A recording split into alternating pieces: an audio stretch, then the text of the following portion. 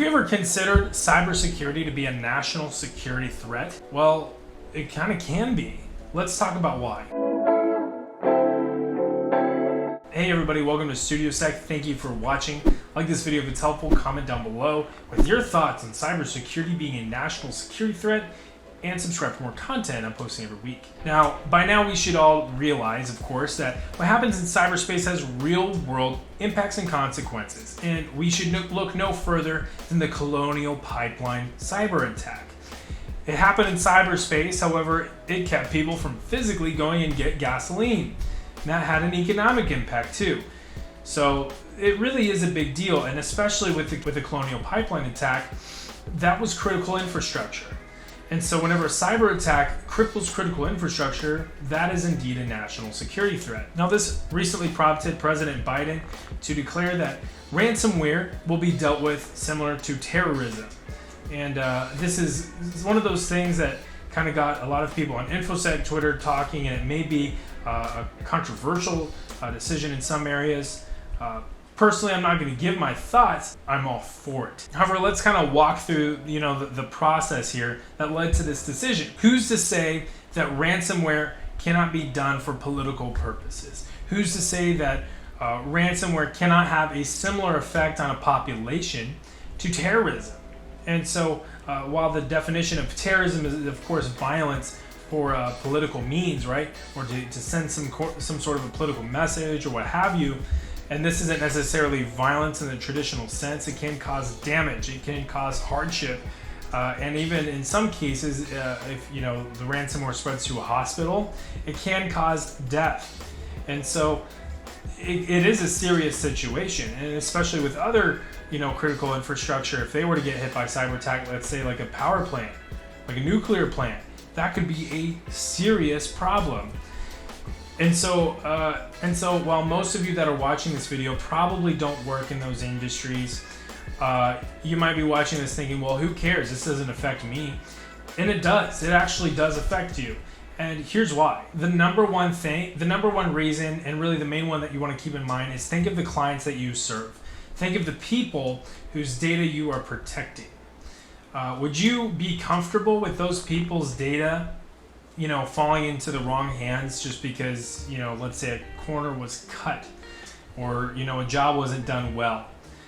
Well, no, you wouldn't. I mean, that'd be very, very bad. Let's say a large sum of money was transferred from someone's personal bank account to North Korea. Now, that wouldn't be money to really change the world of North Korea, but it would certainly impact the life of that one person. And done enough times, it could actually change the outlook of North Korea. That's not a good thing. And so the job that you are doing in cybersecurity actually feeds into the overall national security picture, and it's something to consider. Now, obviously, I'm producing this video from the mindset and the context of an American. But that doesn't mean that this doesn't apply to you if you're not American. Wherever you are, if you're working in cybersecurity, you are working within the framework and within the picture of your own nation's security. And that's something to consider. That's something to be cognizant of and to really, strive to protect.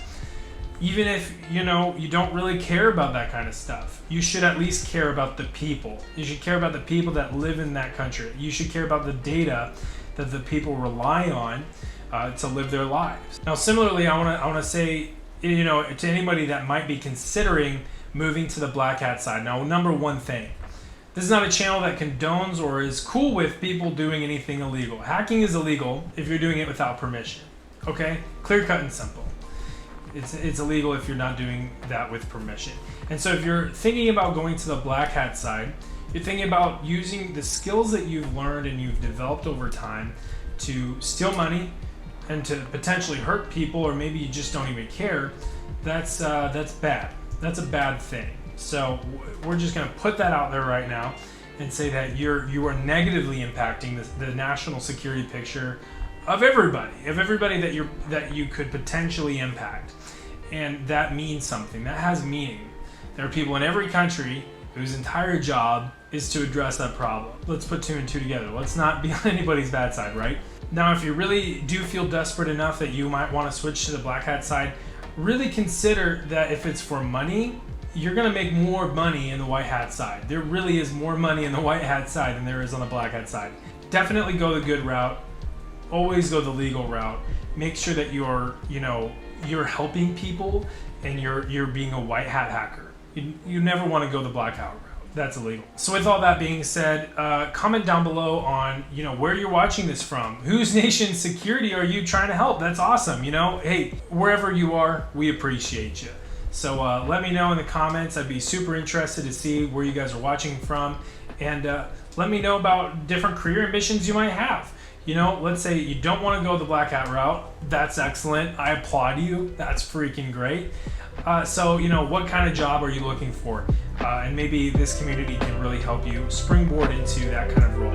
So with that, like, comment, subscribe. See you next time.